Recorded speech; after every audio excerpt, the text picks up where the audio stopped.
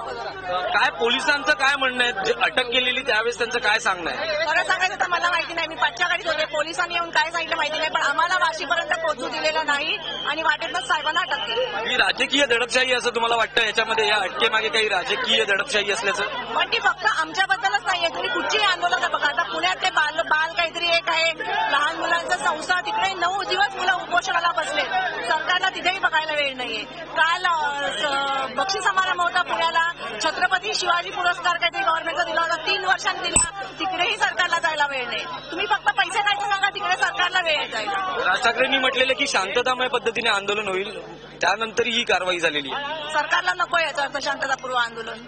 आपण बघू शकाल शर्मिला ठाकरेंनी जी प्रतिक्रिया व्यक्त केली की यामध्ये नक्कीच काहीतरी राजकीय दडपशाही होते आहे.